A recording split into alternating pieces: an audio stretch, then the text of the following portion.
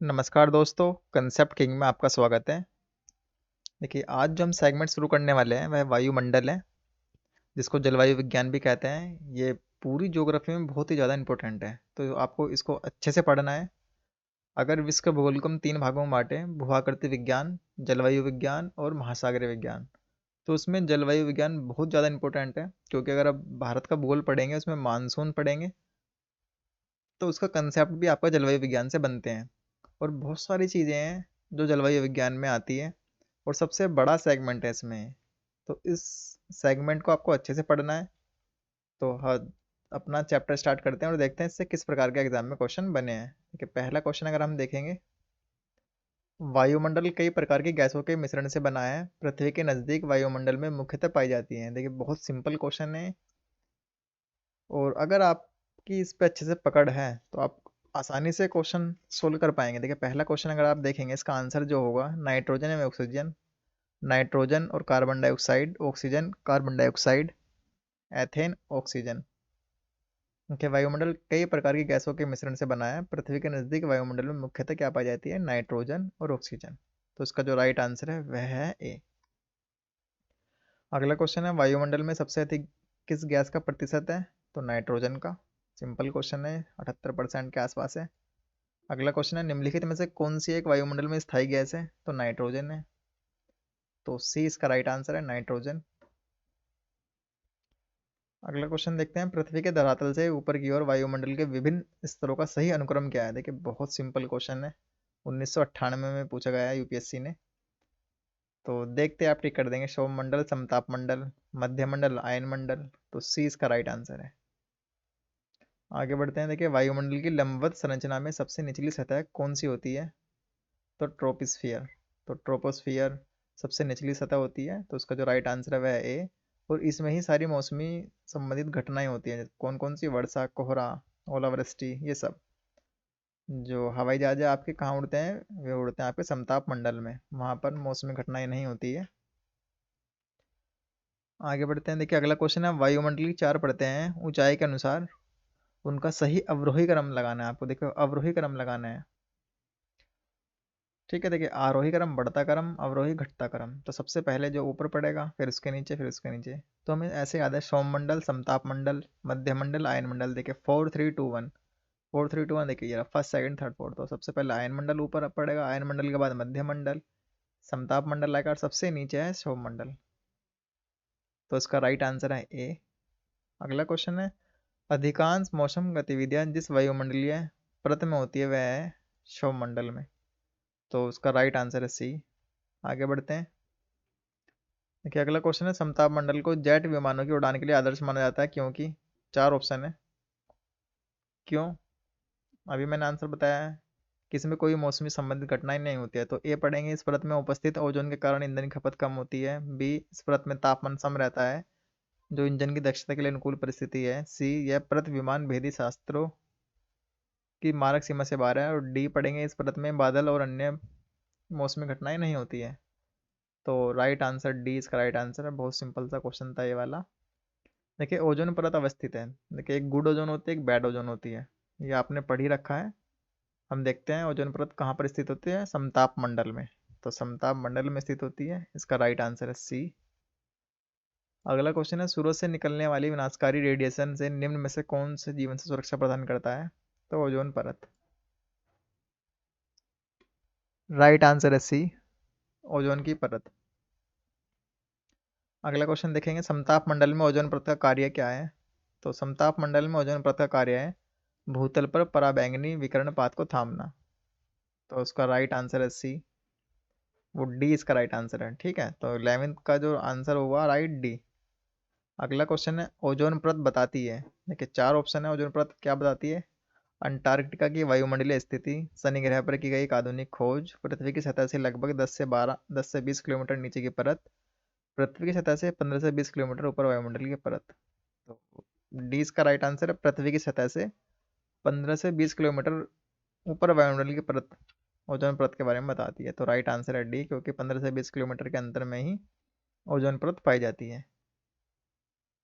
अगला क्वेश्चन है, ये क्वेश्चन कई बार एग्जाम में पूछा गया है। रेडियो तरंगों के विक्षेपण के लिए वायुमंडल के निम्नलिखित स्तरों में से कौन सा स्तर उत्तरदायी है? बहुत सिंपल सा क्वेश्चन है और कई बार रिपीट हर एग्जाम में पूछा गया है कि रेडियो तरंगे कहाँ पाई जाती है, तो सबसे ऊपर वाले मंडल में, आयन मंडल में। तो डी इसका राइट आंसर है, डी, आयन मंडल। अगला क्वेश्चन है, उत्तरी ध्रुवीय प्रकाश के लिए वायुमंडल की कौन सी परत जिम्मेदार है? तो आयन मंडल। अगला क्वेश्चन है, बेतार संचार पृथ्वी की सतह को निम्नांकित द्वारा परिवर्तित किया जाता है? तो आयन मंडल द्वारा। देखिए आयन मंडल बहुत इंपॉर्टेंट है, तो इसको आप अच्छे से पढ़ के जाना है। सौर मंडल, समताप मंडल, मध्य मंडल, आयन मंडल, इनको अच्छे से पढ़ना है। अगला क्वेश्चन देखेंगे आप, वायुमंडल की कौन सी परत दूर संचार प्रणाली के लिए प्रयोग होती है? तो आयन मंडल, राइट आंसर है डी। अगला क्वेश्चन है, संचार उपग्रह वायुमंडल के किस स्तर में अवस्थित किए जाते हैं? तो बहिर्मंडल में। देखिए आयन मंडल के दो भाग है, तो उसमें जो दूसरा भाग है वो बहिर्मंडल, तो संचार उपग्रह बहिर्मंडल में स्थापित किए जाते हैं, तो इसका राइट आंसर है ए। अगला क्वेश्चन है, निम्नलिखित में से कौन से वायुमंडल के स्तरों एवं उनके अभिलक्षणों के सुमेलन में सही है? देखिए सौम मंडल है, समताप मंडल, आयन मंडल, मध्य मंडल और चार ही है। मौसम संबंधी घटनाएं कहाँ पाई जाती है? सौम मंडल में। बहुत सिंपल सा है, तो पहला तो ठीक होगा। देखिए पहला ठीक होगा तो पहले पहले से आंसर निकालते हैं, तो ए, बी और सी में से आंसर होगा, डी तो नहीं होगा। देखिए एलिमिनेट हो गया। ओजोन परत कहाँ पाई जाती है? समताप मंडल में, तो सेकंड वाला भी ठीक होगा, तो ए, बी और सी में से होगा। आयन मंडल, पृथ्वी की सतह की ओर परावर्तित रेडियो तरंगे। देखिए थर्ड भी ठीक है। फोर्थ पढ़ेंगे हम, मध्य मंडल और ध्रुव ज्योति, तो फोर्थ तो दोस्तों बिल्कुल ही गलत हो गया, तो ए और बी हटा दीजिए, सी राइट आंसर है। ध्रुव ज्योति मध्य मंडल में नहीं पाई जाती है, इसका संबंध किससे है? आयन मंडल से, तो राइट आंसर है सी। बहुत ही सिंपल सा ये वाला क्वेश्चन था। अगला क्वेश्चन देखते हैं। देखिए अगला चैप्टर है सूर्यताप एवं तापमान। देखिए बहुत इंपॉर्टेंट और बहुत ही सिंपल सा है। इसके बाद जो चैप्टर आएंगे वे थोड़ा मुश्किल है, उसमें कंसेप्ट अगर बिल्ड है तो आसानी से कर सकते हैं। कथन है कि वायुमंडल अधिकांश ऊष्मा परोक्ष रूप से सूर्य से तथा प्रत्यक्ष रूप से पृथ्वी के धरातल से प्राप्त करता है। बहुत ही सिंपल है, राइट आंसर है। जो वायुमंडल क्या करता है, अधिकांश ऊष्मा परोक्ष रूप से मतलब अप्रत्यक्ष रूप से तो सूर्य से प्राप्त करता है, और डायरेक्ट वो किससे गर्म होता है? पृथ्वी के धरातल से। पृथ्वी जो धीरे किरणें छोड़ती है तो उसी के कारण वायुमंडल गर्म होता है, तो ए बिल्कुल ठीक है। तो पार्थिव विकिरण जो होती है, इसको दीर्घ तरंगे भी कहते हैं, वह उनसे गर्म होता है वायुमंडल। ये वाला स्टेटमेंट से कई बार एग्जाम में क्वेश्चन बनाया है। कैसे बनता है कि वायुमंडल किन किरणों के कारण गर्म होता है? सूर्य की किरणों द्वारा या पृथ्वी की किरणों द्वारा? तो ये पार्थिव विकिरण के द्वारा गर्म होता है, तो पहला स्टेटमेंट आपका बिल्कुल ही करेक्ट है। अगला पढ़ेंगे, पृथ्वी के धरातल पर सौर लघु तरंगे पार्थिव ऊर्जा की लंबी तरंगों में परिणत हो जाती है। तो पृथ्वी के धरातल पर सौर लघु तरंगे पार्थिव ऊर्जा की लंबी तरंगों में परिणत होती है, तो बिल्कुल स्टेटमेंट ठीक है ये। क्यों? जो सूर्य से लघु तरंगे आ रही है पृथ्वी पर, वही तो किरणें पार्थिव विकिरण में परिवर्तित हो रही है, तो ये भी ठीक है। ये और दोनों सही है और उसकी सही व्याख्या करता है। देखिए इसको आप पढ़ सकते हैं वायुमंडल द्वारा। देखिए ये एक्सप्लेनेशन मैं इसलिए नहीं कराता हूँ क्योंकि आपने बेसिक बुक में, जो आपकी स्टैंडर्ड बुक है, वहाँ से आप रिवाइज करते ही हैं इनको, और यहाँ से करेंगे तो आप वो रिपीटेशन ही है, उसका कोई बेनिफिट नहीं है। क्योंकि आप अपनी बुक पढ़ेंगे तो वो बिल्कुल आपकी छपी हुई है, बिल्कुल सिक्वेंस से छपी हुई है वो बुक। आपको घटना चक्र को सोल्व करने का केवल यही एक बेनिफिट लगता है, जो रिपीट क्वेश्चन है उनको देखे, जो फोकस एरिया है क्वेश्चन का हमें वो एनालाइज करना है यहाँ से। जो रिपीट एरिया है, जो फोकस एरिया है, और कैसे एग्जाम में क्वेश्चन पूछे गए हैं, क्वेश्चन की नेचर क्या है, प्रकृति क्या है, हमें वो निकालना है यहाँ से। और चौथी चीज़ वह निकालनी है जो हमारी बुक में नहीं है, जो हमारी स्टैंडर्ड बुक में नहीं दे रखी इन्फॉर्मेशन, वो हमें यहाँ से कलेक्ट करनी है। तो इन सब का हमें ध्यान रखना है। अगला क्वेश्चन देखते हैं। देखिए अगला क्वेश्चन है, सामान्यतः पृथ्वी की सतह से ऊंचाई बढ़ने के साथ तापमान में घटोतरी होती है, क्योंकि? देखिए पृथ्वी की सतह से ऊंचाई बढ़ने के साथ तापमान में घटोतरी होती है। देखिए पृथ्वी है, ऊंचाई बढ़ते चले जाएंगे और टेम्परेचर वो कम होता चला जाएगा, ये पूछा है क्यों? क्योंकि वायुमंडल पृथ्वी की सतह से केवल ऊपर की ओर गर्म हो सकता है। देखिए पहला स्टेटमेंट ठीक, ये कहाँ से निकला, जो मैंने आपसे पूछा। देखिए ये वाला स्टेटमेंट, वायुमंडल अधिकांश अप्रत्यक्ष रूप से सूर्य से तथा प्रत्यक्ष रूप से पृथ्वी के धरातल से प्राप्त करता है। उसमें मतलब गर्मी, हीट, गर्म होता है वायुमंडल किससे, डायरेक्ट गर्म होता है पृथ्वी के धरातल से। पृथ्वी का धरातल मतलब पार्थिव विकिरण के द्वारा, जो पृथ्वी विकिरण छोड़ती है, दीर्घ तरंगे। पार्थिव विकिरण को ही दीर्घ तरंगे कहते हैं। तो यही बात ये वाली कह रहा है कि पृथ्वी की सतह से केवल ऊपर की ओर गर्म होता है वायुमंडल। तो पहला स्टेटमेंट ठीक है। ऊपरी वायुमंडल में आर्द्रता अधिक होती है, तो ये तो गलत है। ऊपरी वायुमंडल में हवा कम घनी होती है, तो ये भी सही है। फर्स्ट और थर्ड ठीक है, तो सी राइट आंसर है। देखिए ये वाला ऑप्शन है कि हवा कम घनी होती है, जैसे जैसे ऊपर चलते जाएंगे तो हवा कम घनी होगी, इस तरह से नहीं होगी। तो फर्स्ट और थर्ड इसका राइट आंसर है। आगे बढ़ते हैं। देखिए अगला क्वेश्चन है, क्वेश्चन नंबर 3। अगर आप पढ़ेंगे तो निम्नलिखित में से कौन सी एक अन्य तीनों की तुलना में अधिक सूर्यताप को परावर्तित करती है। बहुत ही सिंपल क्वेश्चन है। सी नवपात हिम से आच्छादित भूमि, तो सी इसका राइट आंसर है। ये तो एनसीईआरटी में भी चार्ट दे रखा है कि कौन सी चीज़ सबसे ज़्यादा परावर्तित करती है, तो सी इसका राइट आंसर है। अगला आप देखेंगे, निम्नलिखित में से कौन सा लिबिडो से संबंधित है। संचार शक्ति, अवशोषित शक्ति, उत्सर्जक शक्ति या वापसी की शक्ति। तो इसका जो राइट आंसर है वापसी की शक्ति। देखिए डी इसका राइट आंसर है। अगला क्वेश्चन देखेंगे आप, निम्नलिखित कथनों पर विचार करना है। देखिए अटलांटिक महासागर की तुलना में प्रशांत महासागर में तापमान का वार्षिक परिसर अधिक है। ठीक है। अगर आप ये पढ़ सेकंड वाला पढ़ेंगे कि दक्षिणी गोलार्ध की तुलना में उत्तरी गोलार्ध में तापमान वार्षिक परिसर अधिक है। देखिए अगर फर्स्ट और सेकंड दोनों स्टेटमेंट को आप देखेंगे, तो अगर आप फर्स्ट देखेंगे अटलांटिक महासागर की तुलना में प्रशांत महासागर में तापमान का वार्षिक परिसर अधिक है, तो ये कहीं से भी लॉजिक नहीं लग रहा है कि अटलांटिक महासागर की तुलना में प्रशांत महासागर में तापमान का वार्षिक परिसर अधिक है।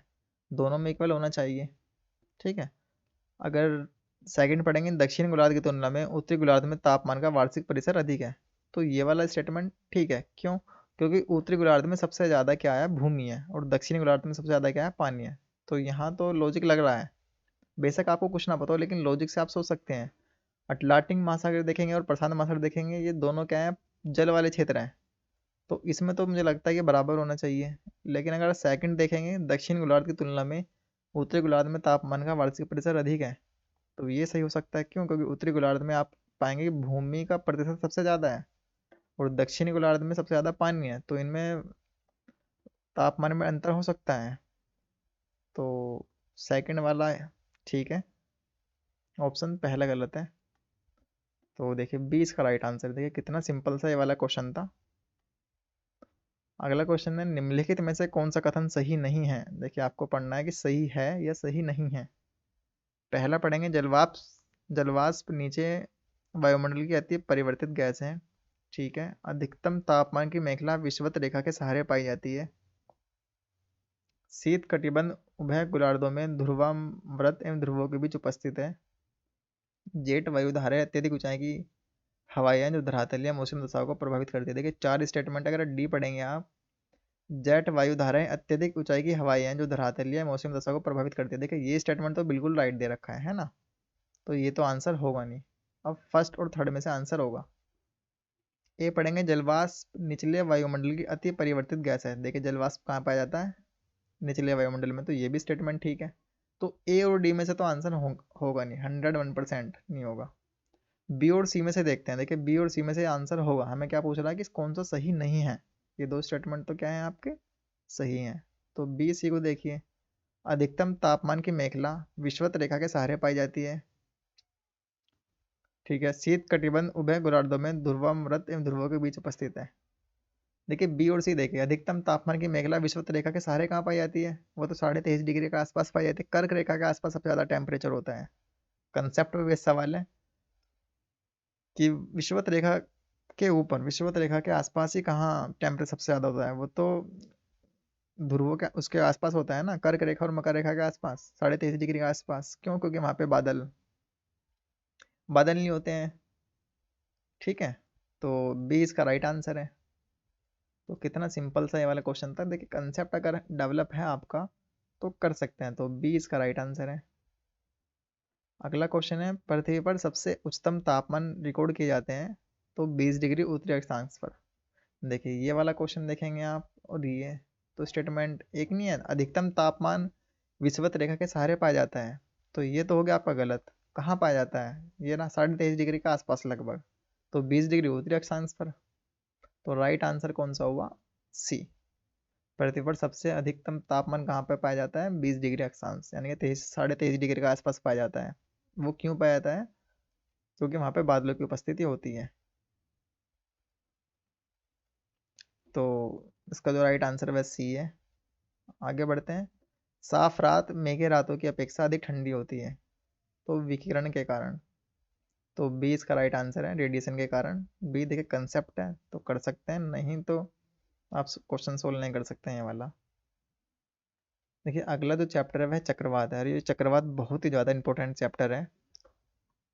तो पढ़ते हैं। देखिए इसका जो पहला क्वेश्चन देखते हैं, ये तो आपको पता ही है, निम्न लो प्रेशर के सेंटर होते हैं, ठीक है।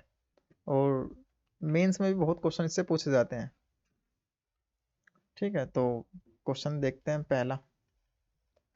देखिए पहला क्वेश्चन अगर आप देखेंगे, निम्नलिखित कथनों पर विचार करना है। जेट प्रवाह केवल उत्तरी गोलार्ध में होती है। केवल कुछ चक्रवाती केंद्र में वाताक्षी उत्पन्न करते हैं। थर्ड पढ़ेंगे आप, चक्रवात के वाताक्षी के अंदर का तापमान आसपास के तापमान से लगभग 10 डिग्री सेल्सियस कम होता है। देखिए फर्स्ट तो स्टेटमेंट गलत है, क्योंकि जेट प्रवाह उत्तरी गोलार्ध में थोड़ी होती है, वो तो दक्षिण गोलार्ध में भी होती है। तो पहला गलत है, तो ए गलत हो गया, डी गलत हो गया। सेकंड और थर्ड में देखेंगे, 10 डिग्री से कम होता है, तो ये तो होगा नहीं 10 डिग्री। तो कौन सा ऑप्शन होगा, C2, क्योंकि 10 डिग्री सेल्सियस तो टेम्परेचर नहीं होगा। तो राइट आंसर है इसका सी। अगला क्वेश्चन अगर आप देखेंगे, पृष्ठीय वायु चक्रवात के केंद्र के ऊपर आभ्यंतर कुंडलित होती है। कारण पढ़ेंगे, हवा चक्रवात के केंद्र में अवरोहित होती है। तो दोनों ही स्टेटमेंट ठीक है, और उसकी ये सही व्याख्या भी करता है, तो ए राइट आंसर है। ये तो पता ही है आपको, हवा चक्रवात के केंद्र में ऊपर से नीचे उतरती है। आगे आगे बढ़ते हैं। देखिए अगला क्वेश्चन है, चक्रवात के दिए गए रेखा चित्र में ए बी सी और डी में अंकित क्षेत्रों में से किस एक में भारी मूसलाधार अल्पकालिक तड़ित झंझायुक्त वर्षा होती है। तो यूपीएससी पहले ऐसे क्वेश्चन पूछता था, तो डी में, ठीक है। ये क्यों, ये आप अपनी बेसिक बुक में पढ़ सकते हैं। देखिए अगला क्वेश्चन है, टोर्नेडो बहुत प्रबल उष्णकटिबंधीय चक्रवात हैं जो उठते हैं कहाँ पर, कैरिबियन सागर में। देखिए कुछ चक्रवात के नाम आपको याद करने हैं, टाइफून कहाँ है, टोर्नेडो कहाँ है। सीधे सीधे क्वेश्चन भी एग्जामिनर पूछ लेता है, विली चिली कहाँ है, हरिकेन कहाँ पर चक्रवात होते हैं। तो ये कुछ नाम आपको याद करने हैं। अगला क्वेश्चन है, निम्न में से किसे आप सामान्य रूप से टोर्नेडो से संबंध करेंगे। तो अमेरिका, अमेरिका में टोर्नेडो आते हैं, तो राइट आंसर है डी। डी इसका राइट आंसर है। अगला क्वेश्चन है, संयुक्त राज्य अमेरिका में निम्नलिखित में से किस क्षेत्र को टोर्नेडो एली कहा जाता है। तो मिसिसिपी मैदान को। तो सी इसका राइट आंसर है। अगला क्वेश्चन है, निम्नलिखित में से कौन सा मापक टोर्नेडो की तीव्रता के मापन हेतु प्रयोग में लाया जाता है। तो फुजीटा स्केल। तो इसका राइट आंसर है बी। नेक्स्ट क्वेश्चन है, टाइफून नामक चक्रवात से निम्नलिखित में से कौन सा क्षेत्र अधिक प्रभावित होता है। तो चीन सागर, टाइफून कहाँ आया था, चीन सागर। तो राइट आंसर है बी। देखिए इस प्रकार का एग्जामिनर क्वेश्चन आजकल पूछ रहा है कि कौन सा चक्रवात कहाँ आता है। देखिए ऑस्ट्रेलिया हरिकेन, चीन विल्ली चिली, भारत टाइफून, संयुक्त राज्य अमेरिका चक्रवात की कौन से देश में चक्रवात को किस नाम से जाना जाता है। इस क्वेश्चन का मतलब यही है। तो पढ़ते देखिए, ऑस्ट्रेलिया है, चीन है, भारत है, संयुक्त राज्य अमेरिका है। तो चीन में दोस्तों टाइफून, क्योंकि अभी आपने देखा है यहाँ पे चीन सागर कहाँ है, टाइफून है ना, तो यहाँ पे चीन तो टाइफून होगा। तो बी का थर्ड होगा। भारत में किस नाम से जाना जाता है, चक्रवात के नाम से जाना जाता है, ठीक है। अमेरिका में हरिकेन के नाम से जाना जाता है। ऑस्ट्रेलिया में विली चिली या विली विली है ना। तो ये एग्जाम में बार बार क्वेश्चन ऐसे पूछे जा रहे हैं, तो इनका आप नाम याद कर लीजिए। तो चीन टाइफून, तो बी का थर्ड है। बी आप देखेंगे, बी आपका ये रहा, और थर्ड आपका बी और डी में से तो सी तो कट गया, ए कट गया।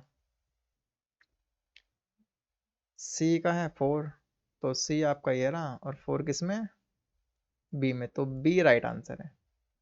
तो ये नाम कुछ हैं, इनको आपको याद करना है कि विली विली कहाँ है, ऑस्ट्रेलिया में, हरिकेन अमेरिका में, टाइफून चीन। विली विली है, तो चार ऑप्शन है, तो आप बताइए। तो सी इसका राइट आंसर है, बहुत सिंपल है, उत्तर पश्चिम ऑस्ट्रेलिया का उष्ण कटिबंधीय चक्रवात। देखिए अभी भारत में चक्रवात अभी आया है, केरल तमिलनाडु के तट पे, तो आप बताना कि उसका क्या नाम था, कमेंट में जरूर बताना। अगला क्वेश्चन है, सूची एक को सूची दो से सम्मिलित कीजिए और नीचे दिए गए कूट का सही प्रयोग करना है। देखिए विली विली, हरिकेन, टाइफून, बोगियो या बागियो है। तो विली विली कहाँ पाया जाता है, ऑस्ट्रेलिया में, तो ए का है टू। ए रहा आपका, टू किस में है, बी और डी में, तो ए कट गया आपका, सी कट गया, तो बी और डी में से आंसर होगा। हरिकेन कहाँ पाया जाता है, देखिए हरिकेन कहाँ पाया जाता है, अभी मैंने आपको बताया है, अमेरिका में। बी का है फर्स्ट, बी आपका ये रहा, और फर्स्ट है बी और डी में। टाइफून कहाँ आता है, चीन में, तो सी का है फोर, सी आपका ये रहा, और फोर किस में है, केवल बी, तो बी इसका राइट आंसर है। ठीक है, बागियो कहाँ पाया जाता है, फिलीपींस, बागियो फिलीपींस। देखिए अगर आप देखेंगे यहाँ पे, Willy Willy Australia, hurricane America, typhoon चीन, बागियो फिलीपींस, ये कुछ नाम है आपको याद करने हैं क्योंकि एग्जाम में कई बार पूछे गए हैं। देखिए जरा, हरिकेन है, टाइफून है, विली विली है, तो विली विली ऑस्ट्रेलिया, डी का फर्स्ट है। टाइफून चीन है, हरिकेन अमेरिका है। कितना सिंपल था, रिपीट है वही क्वेश्चन, विली विली ऑस्ट्रेलिया, तो डी का है फर्स्ट, तो डी है रहा, फर्स्ट किस में है, ए में नहीं है और डी में नहीं है, बी और सी में है। हरिकेन अमेरिका, तो बी का फोर है, बी ये रहा, फोर ये रहा, तो बी राइट आंसर है। देखिए कितना सिंपल है। बैग वो बागियो जो है फिलीपींस से है। तो जो क्वेश्चन रिपीट हैं उनको आप एक फैक्ट शीट तैयार कर लीजिए, जो एग्जाम के अंतिम दिनों में आपको बार बार उसको रिवाइज करना है। देखिए 13वां क्वेश्चन है, सिंपल क्वेश्चन है, विली विली ऑस्ट्रेलिया है। ठीक है, तो ए का टू, तो सबसे पहले ए का टू से आंसर निकालते हैं। देखिए ए रहा आपका, और टू देखेंगे तो ए में नहीं है और सी में नहीं है, तो बी और डी में है। ठीक है, तो विली विली है आपका, ऑस्ट्रेलिया में है, ये सिंपल सा क्वेश्चन है। देखिए बागियो भी हमने देखा था कहाँ पे था, फिलीपींस में, ये तो आपको रटी गया होगा, तो सी का फर्स्ट है, सी ए रहा, और फर्स्ट के सेवन डी में है। देखिए कितना सिंपल सा है। हरिकेन कहाँ आ रहा है, अमेरिका में आ रहा है, बार बार हम बता रहे हैं आपको। टैफू जापान में है। तो जो रिपीट है उनको आप पकड़ के रखिए, उनको रिवाइज करिए बार बार, यही एक तरीका है इनको याद करने का। अगला क्वेश्चन है, निम्न मानकों में से हरिकेन द्वारा क्षति के मापन के लिए किसका उपयोग किया जाता है, साफिर सिप्सन मापक का। तो साफिर सिम्पसन मापक है जिससे हरिकेन द्वारा क्षति के लिए मापन किया जाता है, तो ए इसका राइट आंसर है। अगला क्वेश्चन है, बैरोमीटर में पारे के तल की अचानक गिरावट सूचक किसका है, तूफान का, तो बी इसका राइट आंसर है। नेक्स्ट क्वेश्चन है, निम्न चक्रवातों में से किसने भारत को प्रभावित नहीं किया, तो नरगिस ने प्रभावित नहीं किया था, आयला, थाने, नीलम ने प्रभावित किया था, इसका राइट आंसर है बी। नेक्स्ट क्वेश्चन है, उष्णकटिबंधीय अक्षांशों में दक्षिणी अटलांटिक और दक्षिणी पूर्वी प्रशांत क्षेत्रों में चक्रवात उत्पन्न नहीं होते, इसका क्या कारण है। तो ये पूरा मेंस का क्वेश्चन है, ये मेंस में ही पूछ सकता है एग्जाम में, कि क्या कारण है कि उष्णकटिबंधीय चक्रवात जो है वो दक्षिणी अटलांटिक और दक्षिणी पूर्वी प्रशांत क्षेत्रों में उत्पन्न नहीं होता है, इसके क्या कारण है। तो पूरा ये पूरा कंसेप्ट है, तो इसका राइट आंसर है, समुद्री पृष्ठों के ताप निम्न होता है। ठीक है, राइट आंसर है ए। ये आपको पढ़ना ही है, मैंने आपके लिए होमवर्क दिया है, इस पे जाकर अच्छे से स्टडी करना है। आप चक्रवात वाला चैप्टर पढ़ेंगे तो वहाँ इसका आंसर हर बुक में दे रखा है कि दक्षिणी अटलांटिक महासागर में और दक्षिणी पूर्वी प्रशांत क्षेत्रों में चक्रवात उत्पन्न क्यों नहीं होते हैं। तो इसका आंसर है ए, है राइट आंसर है ए। आगे बढ़ते हैं।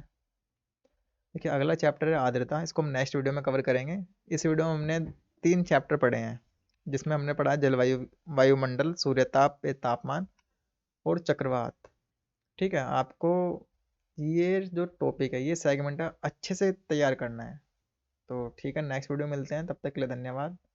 Thank you for watching. अगर वीडियो आपको अच्छी लगी हो तो प्लीज़ लाइक करें, अच्छी नहीं लगी तो आप डिसलाइक कर सकते हैं। कोई भी आपकी क्यूरी हो तो कमेंट बॉक्स में ज़रूर जाके बताना। नेक्स्ट वीडियो मिलते हैं, तब तक के लिए धन्यवाद। Thank you for watching.